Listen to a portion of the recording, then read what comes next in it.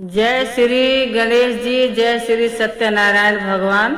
आज मैं एक पुराने राग में कथा का गीत सुनाने जा रही हूँ, जो कथा में हवन होता है, गाया जाता है।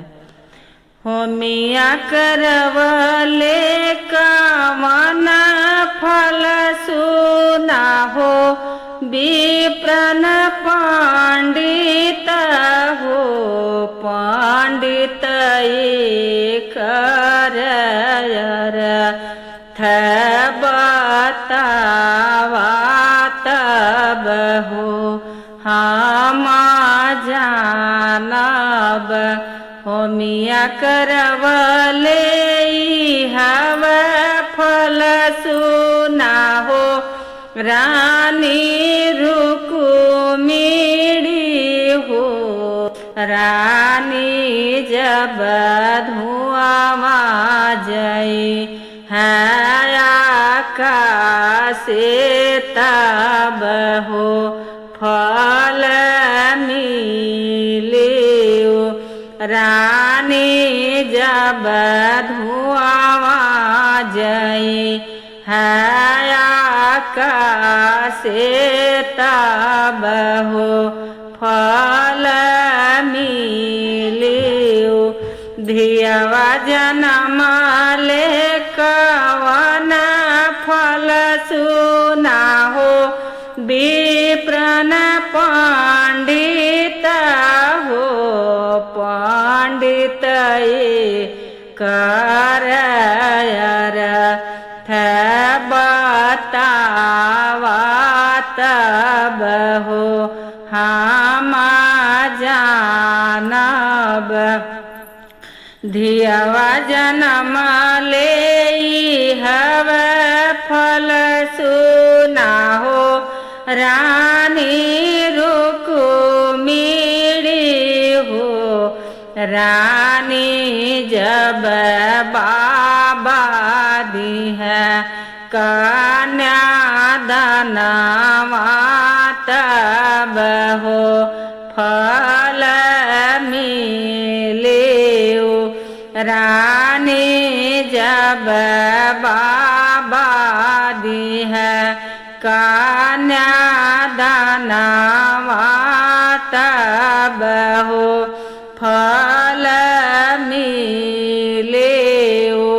बगिया लगवले कवन फल सुना हो, विप्रन पंडित हो, पंडित कर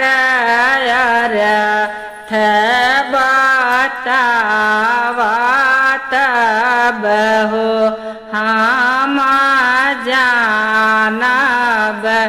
बगिया लगवले हव फल सुना हो, रानी रुक्मिणी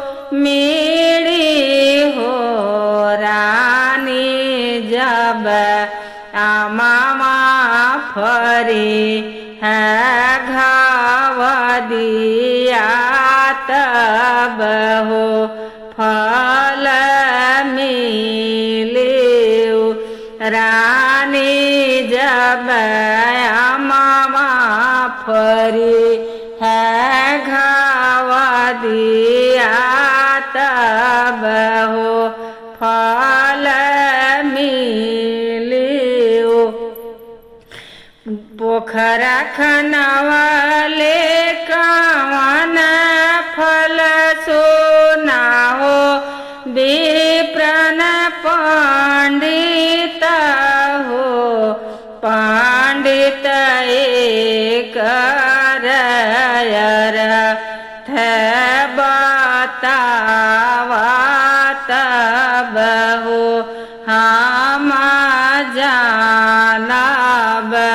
पोखरा खनवले हव फल सुना हो, रानी रुक्मिणी हो, रानी जब गौआ पी है ठंडा पानी तब हो फल मिले न रानी जब गौवन पीहे ठंडा पानी तब हो फल मिले बेटवा जन्म ले कवन फल सुनाओ विप्रन पंडित हो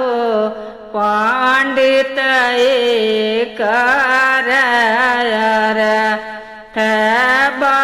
बतावा तब हो हम जानब बेटवा जन्म ले हवे फल सुना हो रानी रुक्मिणी हो रानी गया जी में पिंडा पराई है तब हो फल मिले न रानी गया जी में पिंडा जाई पराई है तब हो फल मिले रानी गया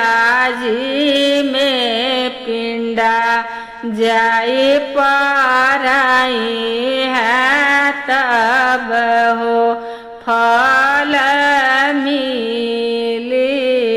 जय ठाकुर जी।